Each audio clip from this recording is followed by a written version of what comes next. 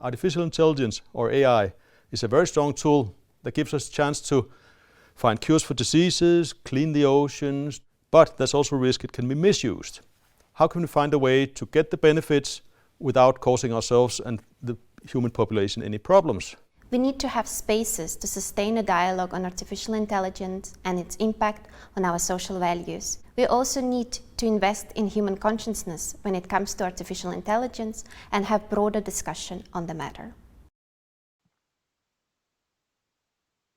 Okay, welcome to this evening with Edward Snowden, which we could aptly title Privacy in the Age of Coronavirus 2019. Before we get started, hi Ed, how the hell are you? I'm doing well, thank you. It's been quite a number of years now. Are you practicing? Really, time's getting increasingly crazy, but it's good that we can still have these conversations. You know, this is kind of the magic of the internet. Even when the world is shutting down, here I am, and here you are. And are you practicing social distancing? Yeah, you know, somebody could say. You have some experience. I've been practicing social distancing for a number of years. Actually, I saw a announcement from the U.S. Department of State, right, the passport authority that canceled my passport so many years ago, and they were advising Americans to avoid travel and return to the United States. They said because they, you know, whatever. So I looked at that and I was like, no, I'm good. I'm good. Thanks. All right, before we get started, I have a couple of messages. And first, a message from Copenhagen DOX, which has a very special relationship with you, Ed. In 2014, Copenhagen DOX hosted the international premiere of Citizen4, Laura Poitras's documentary, which allowed viewers to firsthand experience these historical moments inside the Mirror Hotel in Hong Kong, during which you made headlines and basically changed our understanding of the internet, of surveillance and privacy. Copenhagen DOX also distributed your film in Denmark and has been working hard to make this conversation happen ever since. And so they're really grateful, and so am I, that you've agreed to participate tonight. It's my pleasure. I watched the film, too, about artificial intelligence, iHuman. I thought it was interesting. I actually have a warm regard from Tonje Hessen-Schei, the director of iHuman, and she told me this weekend that actually she's tested positive for COVID-19. Wow. But she is fine under the circumstances, and told me that she's sorry not to be here with you, but that her film about artificial intelligence, iHuman, is available on the Copenhagen DOX online platform through April 5th. So please go watch it there. Also, a big thanks to all the staff that's helped from Copenhagen DOX, Marie, the team who's working hard to make all of this happen. Please go watch all of their films on their website. This is how we can make sure the festival survives. Also, thanks to the technician, Nana and Aske, who are making these online events happen. A big shout out to Ben Weisner and the team from ACLU and the Freedom of the Press Foundation. I am not going to bore you all too much with my bio. I just want to say that my life and my career has changed tremendously because of your choices and your actions, Ed. And more specifically, the documents you chose to pass on to Laura Poitras, with whom I worked for more than 5 years, and to whom I'm immensely grateful. I have actually never met you before this way, or properly spoken to you, and so I'm very happy to finally do this tonight. Well, I'm also my pleasure to be talking to you as well, and I hope the impact on you from the revelation of mass surveillance in 2013 has been positive. I'm not going to spend so much time on your biography, even though in a very self-effacing way as usual. You said maybe we should remind some people who I am, since it's been, you know, that many years. If there's anybody who's wondering who this guy is, you know, Google Edward Snowden, and he's on the internet. This is also or the time. Google, use another search engine. Yeah, that's right. DuckDuckGo. I want to start with, I've been breaking news here in Denmark today. I want to talk about the special situation that we're in now because of the coronavirus.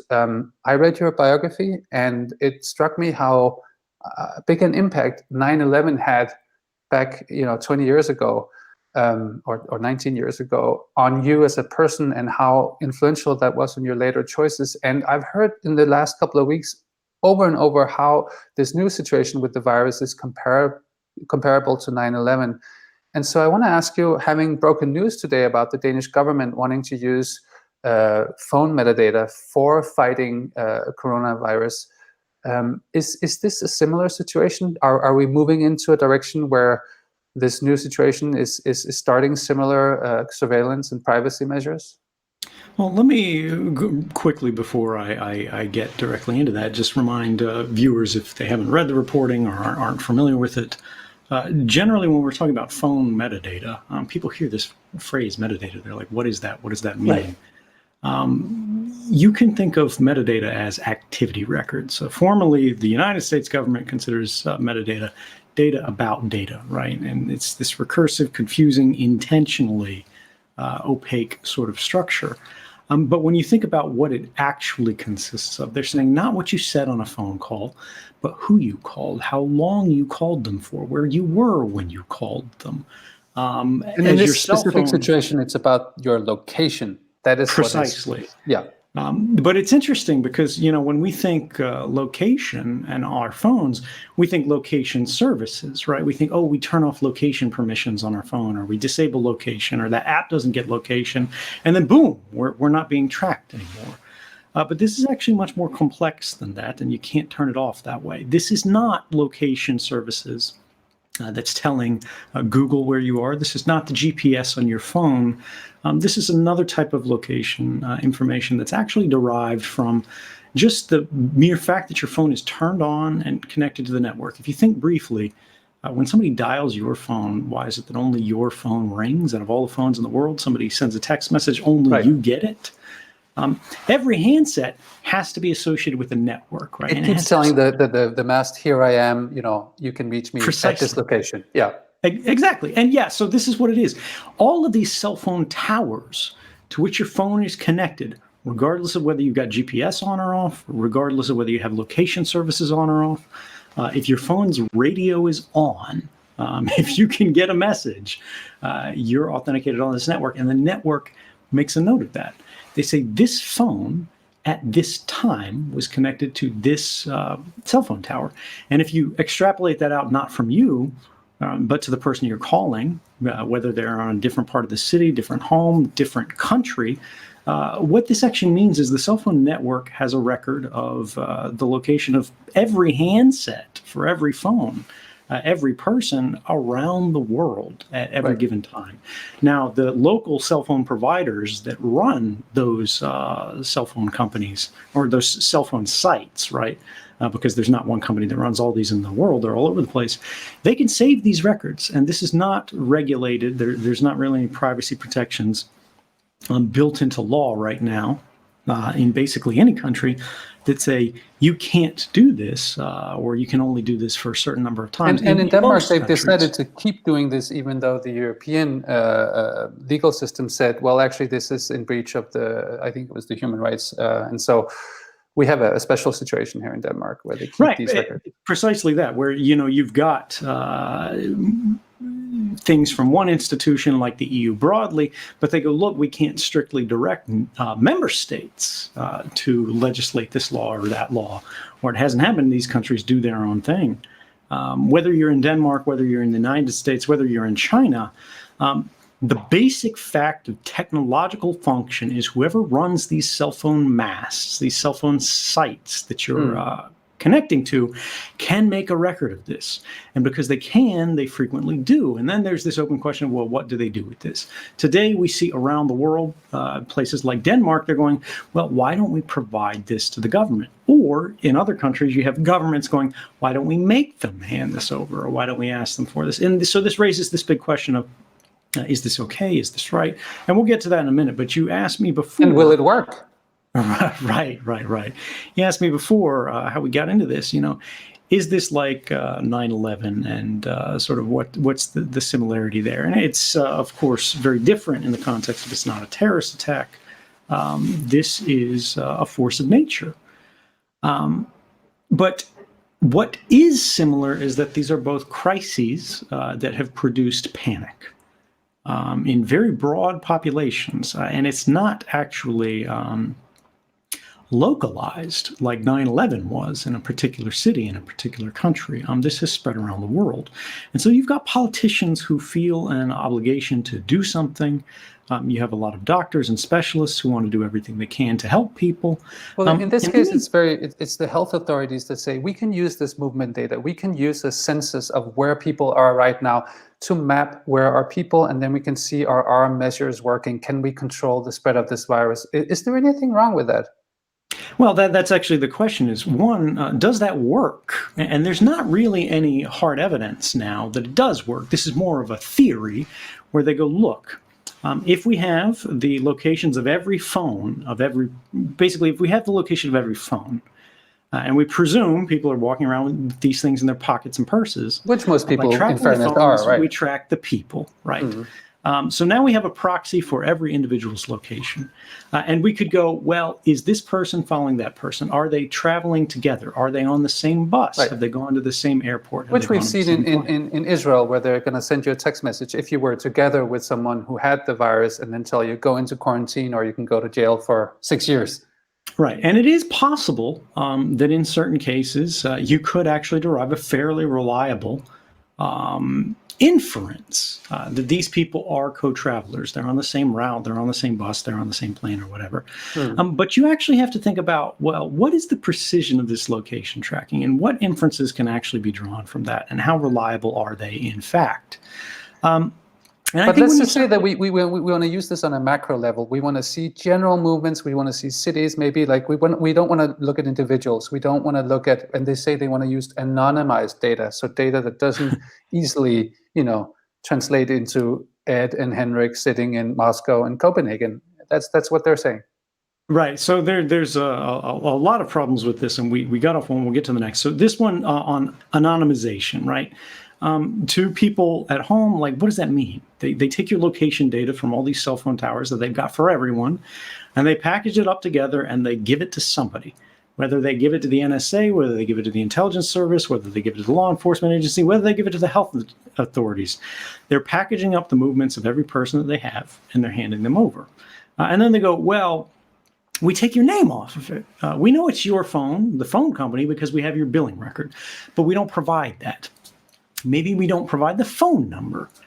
Maybe we don't provide the actual technical handset identifiers that say this phone. I don't think that's the plan, no. Is unique. Right. And yeah, precisely. But let's say they do, right? Let's take the best case scenario. They wipe away what's called the IMSI and the IMEI. This is the International Mobile Subscriber Identity. This is what's baked into the SIM card of your phone. And it gives you your phone number. And then there's the second identifier in your phone, what's called the International Mobile Equipment Identifier. And this is baked into the actual handset, right? You bought the phone at the store. You can never change this. These two identifiers get paired. You can swap out your SIM card and get another phone number. But the phone company, the phone network knows it's the same physical phone with a different SIM card. These things. But what if it is really just person A here, person B here? Right. A and 2 coordinates.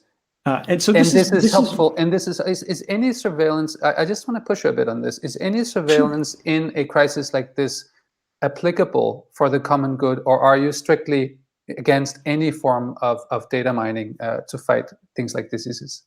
Well, generally, we've got a lot of data on this, and this is that mass surveillance does not work.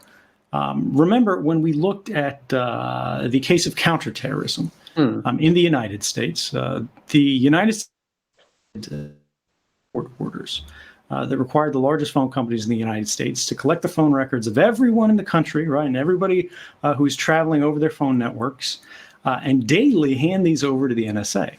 And the NSA, this was all secret, nobody even knew they were doing it, could run any analytics, use big data, use artificial intelligence, whatever they wanted, to trawl through these things and try to find the terrorists that they thought were hiding the weeds. And this program operated for more than 13 years. And in the wake of it being revealed in 2013, then President Barack Obama ordered the investigation of 2 independent commissions into this. Now, I say independent. They were appointed by the president. They were supposed to give NSA a gold star and say everything's okay and this is good. But to his credit, they had total access to classified information. They could go to the FBI, the CIA, the NSA, and look at these things and go, do they work? And they found that despite the operation of these things happening in two ways, there were two different groups. The names of them don't matter for this context, but these groups looked into it and they found that they had never stopped a single terrorist attack. And they had only made and these are their words, concrete difference in a single counterterrorism investigation. And that was of a cab driver in California wiring, I think, about the $8,500 back to his clan in Somalia, which happened to be associated with Al-Shabaab, which was a listed terrorist group. He wasn't supposed to be, allegedly, they didn't think he was directly intending to support terrorism, but it was prohibited under U.S. law. And even in that case, and again, remember, they've sacrificed the privacy of at least 330 million people to operate this program for more than a decade, and all they got was a cab driver wiring money. That they would have gotten this information anyway through alternative means. And I think this is the real question here. Right. Legal sources, because they said the FBI was already closing in on this guy, because, of course, when you send the money, you leave records. This is the question here. What is a better protector of public health? Is it the community? Is it doctors? Is it specialists? Or are they our collective social force, where you go to the doctor, you get tested for the coronavirus, you find out you have contracted this illness, and then you think about your friend that you were traveling with, and you go, hey, we were shaking hands, we were laughing, we were hugging, whatever, your spouse, whatever. You immediately call these people. You tell them to be careful. The hospital contacts the Transportation Bureau. The airline has, of course, a roster of everybody in these seats, and they notify people. We already have these capabilities, right? And they've been working in other countries like South Korea and been very effective. This is really the problem when we look at this from the macro scale. What we see is the government is looking at this, the health industry. I'm going to cat bomb you now, Ed. And I'm going to ask you to do slightly shorter answers, and I hope this is going to work out. I think you'll have to leave me alone for a second, because we only have 30 minutes, and sure, we just spent 10 on one. We might be able to go a little longer. All right, that would be good. We're talking about these technical things. Okay, go on. The fundamental problem that we have with this, right, is there was actually an article in the Financial Times, which was just a few days ago by a writer named Yuval Harari. And it was the future after coronavirus. Right. And what people are missing, that I think people who are looking at this from a longer span are catching, is the coronavirus is a serious problem, but it is a transient problem. We will eventually have a vaccine, or even if we don't, we will eventually have herd immunity. In 2 years, this problem will be gone. But the consequences of the decision that we make now are permanent. And I think this is crucial to bear in mind from the perspective of a free society. A virus is harmful, but the destruction of rights is fatal. This is a permanent thing that we don't get back. When we lose a right that we fought a revolution for, that there was a movement founded for, that took 100 years of effort to win, and then we lose it in a moment of panic. This is the connection with 9/11. We had the birth of the Patriot Act. We had the birth of mass surveillance. We had the United States directly engaged in running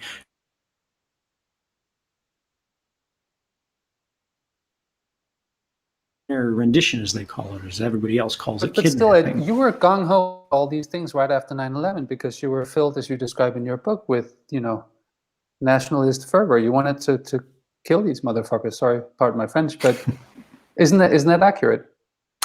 To an extent. Of course, I didn't know about the torture camps. I didn't know about the drones, just as nobody else did at the time, because it was secret.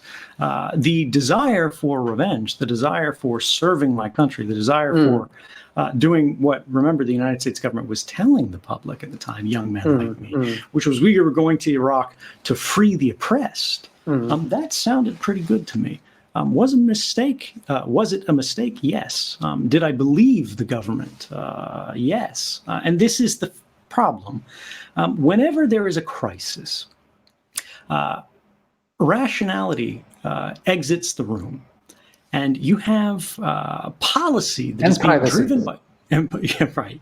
But you have policy that is being driven by a panic in the pursuit of benefits that at the time are theoretical. The Vice President of the United States at the time, Dick Cheney, was saying we have to engage in torture, and it will be a good thing because these guys are planting bombs and biological weapons and things like that in the United States, in sleeper cells. And the only way we'll uncover them when the timer is ticking down to the explosion is by basically, poking drills into their hands or trying to drown them. Locking them in cages with their darkest fears, snakes or insects. And ultimately, it culminated where we were chaining people to concrete walls in sites in Afghanistan where they literally froze to death and died. But again, they said these things would work. They said they were necessary. They said they would be beneficial. We don't want to do them, but the threat is so great that this is the only way that we can really counter them. And I think this is a short question. How do you think you strike the right balance then between a sincere and pressing need to do something about a virus or another natural disaster, and the wish to briefly suspend certain fundamental liberties in order to strike a greater societal good? Is that when never is okay? The last time that you remember a brief suspension of civil liberties? And this is the thing. In the time that we live in... I like to be the devil's advocate, Ed. Right. No, I understand that. But this is, it's a question that everybody should consider. When we see emergency measures passed, particularly today, they tend to be sticky. The emergency tends to be expanded. Then the authorities become comfortable with some new power. They start to like it. And the original emergency passes. Coronavirus is gone. Terrorism is no longer a big thing. They find new applications, new uses for this new power they gained.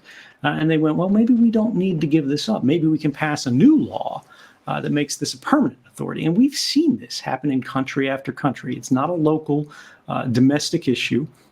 This becomes a culture of safety at all costs, right. Where they go, look, if there's any risk, we have to reduce it down to the minimum imaginable level at any possible price. And this is fundamentally in conflict, I believe, with the concept of a free and open society. And this is a little bit unpopular and a little bit controversial to say. Because there's all these arguments about, security versus privacy. In a free and open society, the thing is we're supposed to say we need both. Right? We're not being asked for security or privacy. We do the best we can on security. We mitigate risks, whether we're talking about biological threats, whether we're talking about political and criminal threats. But we prioritize an order society for the defense of the individual and the common collective good. And this is derived from the protection of rights. If we begin destroying rights, sacrificing rights in order to improve things, we're actually making things worse. I'm going to have to ask you to try and come up with slightly shorter answers. if you want to. I want to segue to talk about artificial intelligence because we were supposed to, if we had actually been in a movie theater tonight, we would have just seen a film about artificial intelligence. And I want to do that by talking about and sort of sticking a bit with the previous topic. We have here in Denmark a system made by a company called Palantir that is used by the police. They also have it in Norway, where the director of iHuman is from. What can you say about this new movement to use artificial intelligence in these types of very difficult and sensitive areas, such as criminal justice, policing, etc., where there are big possibilities, I would say, for these types of technologies? Yeah, no, I mean, when you think about again, the cell phone tracking is a great example of this. Artificial intelligence is promising a lot of things that are not possible. in the film iHuman. For example, there's a person who's saying, look, what we can do is look at someone's face and have a machine determine their sexual orientation. Yeah. And this is, it should be chilling to all of us. But we need to understand that this is exactly how any kind of large institution prefers to function. They like to prioritize efficiency.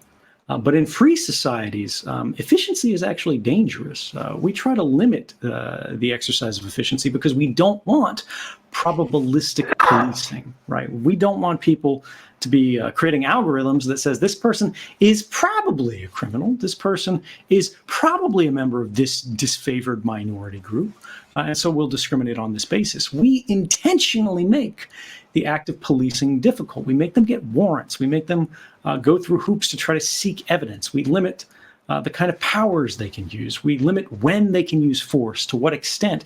We limit how people can be imprisoned. We limit the conditions they can be held under. We stack the deck against power because that is the only way to guarantee a measure of liberty. When you concentrate too much power in too few hands, this is called tyranny. And it seems to me in a lot of ways we're missing this. Now, when we bring this back to our phone case, this gets us back to, can a computer tell someone's innermost thoughts? And the answer is no. What it's doing is it's assigning probabilities based on what are effectively stereotypes that are being generated based on models.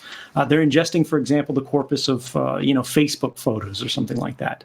And they go through the profile and all of these people who identify themselves as being as a certain orientation. They go, that's group A. And then they take everybody else and they go, that's group B. But what if we have Go ahead. If we have the phone example and we see that, it looks like people are congregating every Wednesday in this park and there's hundreds of people and they shouldn't be doing that because they might spread the virus. That's not, a lot of artificial intelligence, but we might miss that point if we don't have this type of system working for us. And that's true. In that case, that's true. If you're just looking for a congregation around a certain cell phone tower that's sporadic, this kind of system can pick that up. But the question is that gain in efficiency worth the cost to civil and public and ultimately individual power? That's the big question. Yeah. To our liberty. Because when we look at this, right, this piece that I mentioned by Yuval Harari, which I would recommend everyone read, is what we have is a transition from government that's looking at us from the outside in mass surveillance. They used to be looking at your phone, right, and they wanted to know what you were clicking on, right? They want to know what you were reading, what you're buying, this kind of associated information. But now when we get into this health context, they want to know, are you ill? They want to know your physical state. They want to know what's happening under your skin.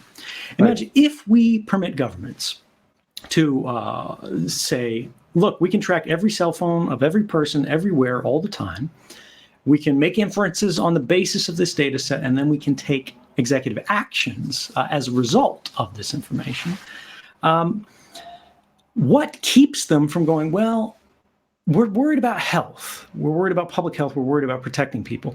The primary symptom of the coronavirus is a fever, right? This develops before the cough and persists throughout the course of the virus. It's your immune system fighting it off. We're going to send an order to every fitness tracker that can get something like pulse or heart rate. And we're going to start demanding access to this kind of activity. And now we're going to go, well, these people have elevated pulses.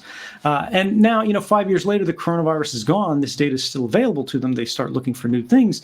They go, there's a terrorist group out there. They're putting propaganda on the internet, like we saw from ISIS. This is the hammer looking for a nail kind of thing, right? Right, exactly. Which we've seen also in the last days with Clearview, this other company that provides facial recognition for law enforcement, that they're like, well, we can use our tool for the coronavirus. Right. Yeah, and I mean, this is a constant problem, whether we're talking facial recognition. What happens now when we start to put these authorities together and remix them? They already know what you're looking at on the internet, right? They already know where your phone is moving. Now they know what your heart rate is, your pulse is. What happens when they start to intermix these and apply artificial intelligence to it? And Harari asks, if you have this bracelet that tracks your temperature and your pulse, and they know you're watching a propaganda video, or you're just watching a speech from a member of parliament who's the party in power at the time, and they see you get angry, right? Because emotions really are biological processes. These are products that have measurable states associated with them by sensors. And they go, well, this person doesn't like what's being said. It's one thing if an advertiser does this, still chilling, it's still dangerous, or a bank does it, or it happens in a job interview. But what happens when you have built, over the course of a generation, the architecture of oppression? And you live in Denmark, right? You go, look, my government's not that scary. I trust them. It's fine. The only thing I'm afraid of are the Swedes coming across the sea, right? And they haven't done that in a while, so it's okay now. Times are good. But then, or the U.S. buying there's an election. But that's a whole other discussion. And then you get a Donald Trump, and then you think that's there he is. And then it gets worse. Right. And then it gets worse. And you have built a system of turnkey tyranny that is available to the next leader, that can in secret at any time be twisted, and you have no civil power remaining to resist it because you cannot coordinate. You cannot gather in public because the government instantly knows all of these people are around.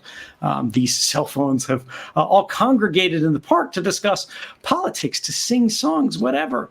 And the police are already there. And in fact, the police don't even need to be there to take some action. They can notify your employer and you no longer have a job. They can revoke your residence permit if you're not a citizen. All of these things can happen programmatically, algorithmically, and we are moving closer and closer to that world every day that we let panic motivate our decisions rather than rational reflection regarding inevitable consequences about this narrowing of our rights. I want to turn to a couple of questions from the audience, and I hope we have a couple of more minutes, Sure. and that you can provide short answers, mister. Someone asked me, and I forget the name, about optimism. I think that's a good thing to talk about right now. Which, in technology, all this is going on, is anything providing optimism for you? And what do you suggest that young people look to for optimism right now, where jobs and the future looks pretty bleak? If you look at human history and the problems that we were struggling against, if you look at the frequency of wars, when you look at the level of poverty in a society, when you look at the impact of health crises, we are doing better today than we have by any measure in really any period of history. We do have extreme problems today when we look at things like climate, when we look at things like economic inequality, when we look at things like the apportionment of power and its distribution in society, whether we're talking about between the government and those that are being governed by it, whether we're talking about the old and the young. We have real problems, but we are making progress in basically every direction. When you think about the coronavirus, we can coordinate across the world instantly today, and we are doing so. We are trying to share techniques. We are trying to share lessons learned from places like Korea, from places like Wuhan, from places like Italy, and other places, and it is working to a great extent. Our problems will still be severe, right? Difficulty does not go away. And risks will always exist in a free society, because if someone is going to have any level of power, whether they're individual or institutional, having power means the potential that it could be misused. And there's only a certain level you can police the individual, the smallest unit of society, before you stop being a society at all and start looking more like a prison. Things are getting better. Have you seen over the last months this the misinformation, all of these things that have been going on the internet that are problematic? Have you seen them gravitating towards a more public awareness from some of these tech companies? And we've seen a very concerted push from all of these companies to actually try and do something about this disease. Is there anything that gives you optimism? Maybe even the rule of law trying to step in and control some of these companies in the longer term perspective? I think this is actually controversial, but there's a little bit of a mistaken, I think, common belief that, look, we need to get tech companies to deal with this misinformation problem online. Because in order to do that, tech companies have to be put in the position where they're the deputy of truth, right? The government in this country or that country goes, we don't like this information, we say this is not true. You, the company, are going to agree with this, or we actually don't want to tell you what's true or not true in each thing because that's too much work for us and it politically exposes us. So now you wear the hat and you have the responsibility to decide what is true and reliable, what is fact and not. And now you've got Mark Zuckerberg deciding what people can and can't read. That's a very dangerous direction to go in. In the short term, they might be effective in it. They might do useful things. It might be beneficial for society. So you can't even see in a situation like this when people are told, you know, that if they don't, I don't know, sneeze, they're probably fine, or they're given totally false information, and this could, you know, potentially kill people. That it's okay for tech giants to filter content. No, it's definitely not okay for people to spread this information. They shouldn't be doing that. The question is, how do we best respond to this? And it's really a question of, when we talk about this whole fake news problem, which is what you're really getting to, do we want to empower what are already some of the most powerful institutions in the world? You know, Facebook is the internet for an extraordinary percentage of the population. To make these decisions, to give them censorship authorities and begin censoring more information around here? Or do we educate people to help them understand what is reliable information, what is factual information, what is a specious rumor that, again, is dangerous and harmful information? Because, look, if you trust Facebook to tell people what's good for them and what's bad for them, Facebook will exercise this authority ultimately in the fullness of time to the benefit of Facebook, not to the benefit of society. And there's this other part of it is this the best way to respond to the question? We talk about viruses, right? We're talking about herd immunity. Misinformation is the same way. People who have been lied to, people who have been screwed by false information, they become angry as a result of this when they discover that they've been exploited. They tend to look more carefully. They may be embarrassed in front of friends, and it's harder to trick them again. This kind of critical thinking is a desirable trait to inculcate in a population, and without it, we are vulnerable to these kind of things. What has happened is we have lived in a very trusting time where a lot of public authority information could be trusted and was reliable. And in the last decade, we have seen an intentional, concerted effort by those in power, unfortunately, even in governments of very advanced societies, which should work otherwise, intentionally trying to reduce the level of trust in reliable information. You and I both grew up in unreliable information.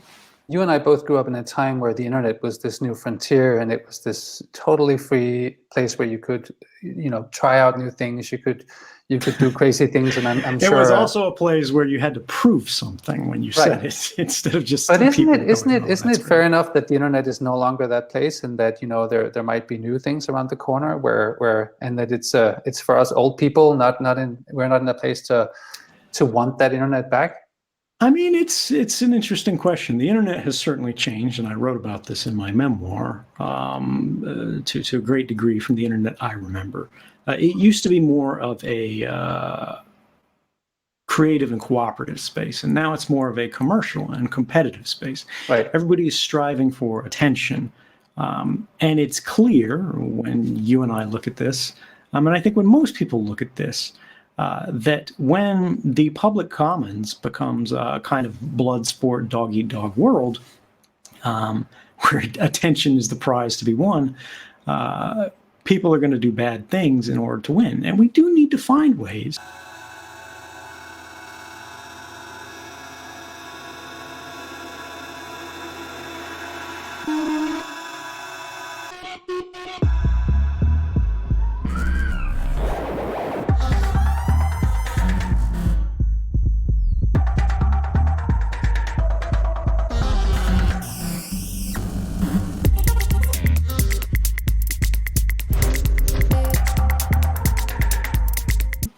also our adversaries had been working on the same capabilities. And I felt that people needed to understand this, because you cannot protect yourself against a threat that you do not know exists. You cannot consider the wisdom, the propriety of a policy if you don't know that policy has been enacted. I, of course, had strong political feelings, but the reason that I went to journalists rather than publishing this information myself was I did not feel that it was right for me to say, this random guy is going to decide what you should know, what you shouldn't know, what your laws should be, what they shouldn't be. I made my argument, right? But I trusted journalists to make those decisions. I felt they were best placed to make these decisions about what is in the public interest to know from the corpus of this archive. I accepted and understood and actually agreed with the fact that not all of this information should be published in sort of a raw and unredacted form. Some of it would never be useful. Some of it, you've seen this information. Oh, yeah. Some of it's not related to anything that's really useful for the broad public, but it is very useful for journalists working on a story or who are getting arguments from the government about this is a valuable program, you shouldn't publish this. If you do, we'll lose this collection. Or they're telling you, regardless, you need this on background to sort of fact check these things. But at the same time, you don't. We did this. Public. Right, and you did this. Mm-hmm. Now, the Intercepts archive has shut down. The original material is still held by a number of people around the world, understanding. At least 4 different groups have access. 5, I think, groups have access to a great deal of this information. And I do think as time goes on, the sensitivity of this information becomes less. Even the government has argued this publicly. And the newsworthiness, of course. Right. Well, yeah, the newsworthiness of it diminishes, but historic values sometimes can increase. Mm-hmm. But again, as for how they're handled, I don't think it's my call to make. Mm-hmm. But I think there are enough people involved in this who do have the public interest at heart, and it's very clear over the years they've given up a lot to do this. They've earned breathing space to take some time now and think about who is best positioned if sort of short-form journalism is no longer or interested in this material. Who's the best sort of institution to look at this in a longer term? And I'm interested to see what they come out with, but I'm going to tell them what to do. I think 2 very quick yes and no style questions. Your family support you, and what are you going to do next? You've written your memoir. How old are you now, Ed? I'm 36, I think. And you've already written your memoirs. What are you going to do next? What do you do? Write the next chapter. Right now, I spend most of my time doing research on this phone surveillance problem. Mm-hmm. We built an infrastructure today that is being intentionally exploited. Even if you love the government, right? Even if the government implicitly, you would have the government's children, send them off there. The state will take care of them. Which of course you do in Russia. Oh, 100%. Mm-hmm. Yeah, the Russian has never done anything wrong throughout the history of society. No, I mean, the politics in this place are historically problematic. But we have to recognize that government is constantly going to struggle. Government is constantly going to abuse the people. And the only thing that will create a better government is dissent. I mean, it's ultimately people standing up and saying, this is too far. I don't agree with this. I don't like this. I don't like you. I don't like the way you speak. I don't like this policy. I don't like. And I do like this. That is democracy. That is how we reach consensus. If we don't express our opinions, if we don't develop our beliefs, but most especially, if we are not willing to stand for the beliefs we have no influence. And we are being influenced every day. We're being monitored, we're being tracked, we're being recorded. Specifically so they can nudge us, whether it's to watch this TV show or buy this fast food, or to change our votes. People are trying to change our minds. And the way things get better is when we work together to change theirs. Edward Snowden, thank you so much for having this conversation with me tonight. Thank you, Copenhagen Doc. Thank you to all the viewers out there. And I wish you all the best of luck and everything good for you, Edward Snowden, so much. Thank you. It was really a pleasure to have this conversation, and I wish you the best. Stay free.